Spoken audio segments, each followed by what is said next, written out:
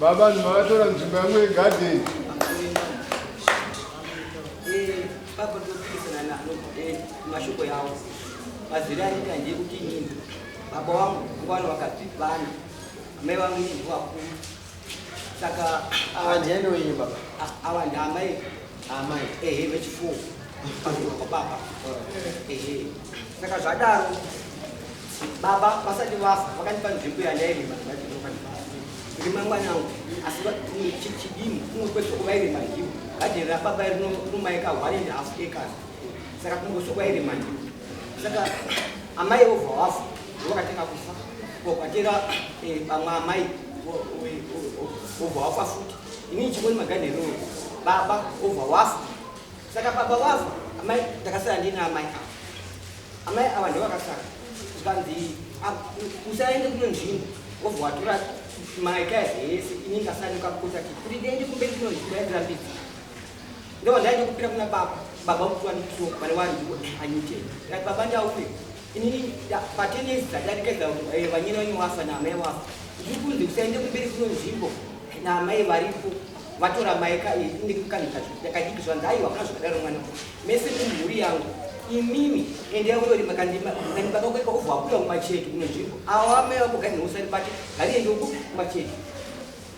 vakadzi vangu vakapoa akandima kandima ndipo vasito wafa zvikanzi ngavaende kumachetu misi murunhuri yangu uchavashedza vakashedzwa nebaba vakataura vasati vashedza vakationa ndichera nzvimbo iyi ndatiwanikira chanda ndabhogora sangazi 10 years isingasiyenzwa ndavakira rimwe rutivi vakandituka zvandingapfukira bhurugwa izvi ndikwanisa kuduta kundituka muri vhurudza ndakanyara tikati amai kunditukira mahara baba ndiwakati endori makandimba ikako takasara kumbeku wanocho achikubatsira mwinyi mase isiri kanzi aiwa baba wakawatunge zvipenyu inini gari resinzura kuti amai wako wakafa ndikadzokaona baba ndikati baba ndauya amai wandituka inini avaiva vandambudza kuti ndirime kuzvibheyei kunindiperi zvikanzi aiwa vakashedza vakataurirwa saizvozvo zvikanzi kwete regera mwana arime kandima kakabude imimiwo ndimaisei matura ndenyu rimai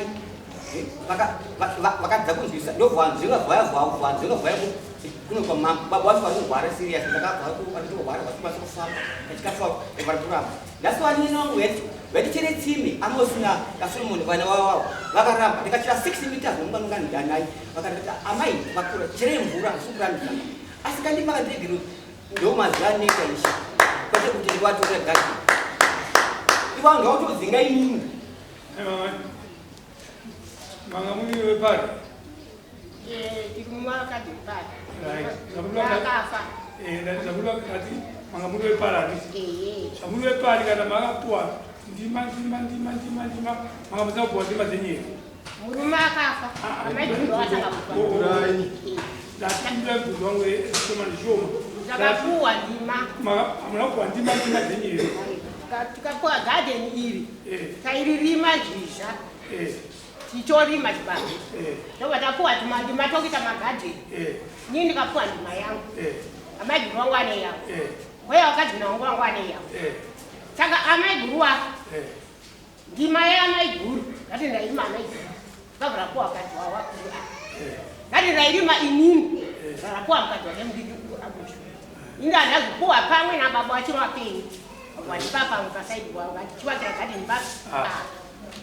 Saka uyu akabhemba kuti adinini mamfane kuti mutore ndima yeshe noti nini ndiri mwana mukadzi mukuru. Asi kuti umunda uyu ndini ndakaufirwa. Magadeni tikatogoera kugara magadeni edu tinayo tese. Ubazo wala. Zimwe ndima ya mai wako ikapuhani ndiyakapuhani yacho ikapuhani yazatimani ikapuhani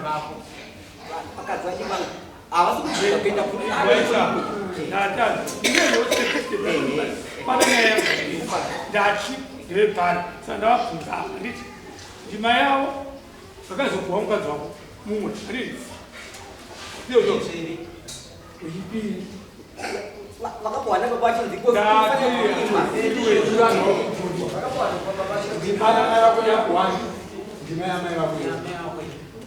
ekapuwa mukadzi mukuru mumwe yacho bvayapuhani mukadzi wangu mudiki saka ivo vari kuti izvo umwe pacho ndakazochinjira kuti ndima dzedze ndingatagona varume ndinogona chipuwa kumwe kwandingazopiwa kwandingasvanidzidze kuti ndima makadai ndo kwavari kutanha kutika kwewauya kumutorera sei kwekwe ndima idzi semakatora tiri ipapande ini tundimatimadzimai angu taakutaura asi kubvuma kuti tiende kuno nzvimbo hombo kandima kakanyikati kwese kuno nzvimbo yese igadheni pandikapuhana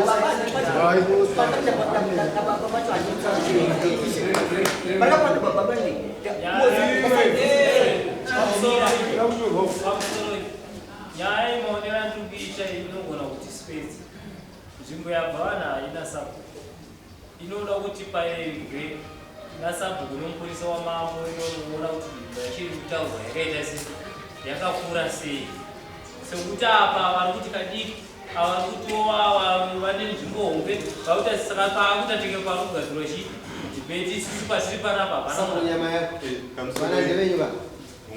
varuramba wanyara kasanaenda kuzora noipedza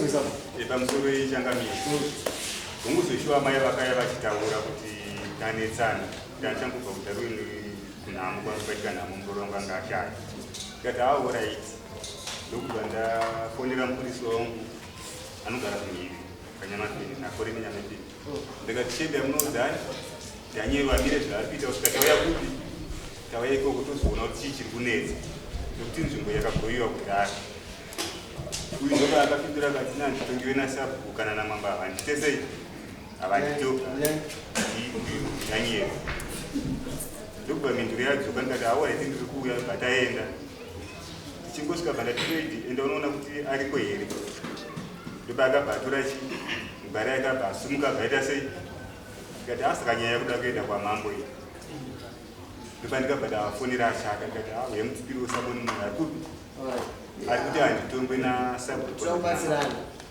ngatinyasinyone hatisinyowani zviri kufamba sei ndanzwa noronda vataura kuti toda kusvika pagadheni zviri kufamba sei pagadheni zvishuwa ari kubhemba saka taida kuti tinoonesana ndima dzacho kuti dzaa dzakamira hamusamadziona imimi patikasvika paiye akabva atiza angaramba unokuyodarika ngatomunyengeredza pafoni ngatomunyengeredza kuti aiwa mudyiwe vanhu ungadare nherenyi saka ndoda kuti muende sabhuku nyaya inogona kuti timisa musoro asi tine basa nekuti ndaunonzwa kuti iye akabhenefita kairi iye ndewechitatu ngati mukadzi wake naiye handiti panhaka yababa amai ava vane ani abhenefiti ndo vega handiti saka kurwira nhaka yavo ipilo munhaka yani yemurume wavo chiendai kusabhuku munotiudza zviswa 13 kuti ndaona ndima idzi zvoda kugadziriswa mavatudzadziswa kati ndo zvoda kugadziriswa nokuti ndaona uya kutaura kuti ndikuri makadidiki asi ndinofanwa kupurira kumberi ndinofanwa kufambiswa sei munoita imi moya nemupurisa wenyu nasekretari wenyu ibamire senyu nyaya imwe yaigadzirisa kutsuka mudani wazungu kashomani usadzoka mudani andozonoda kuna norohwa kungotaura chete vamwe tendai muropa cheredza mapukango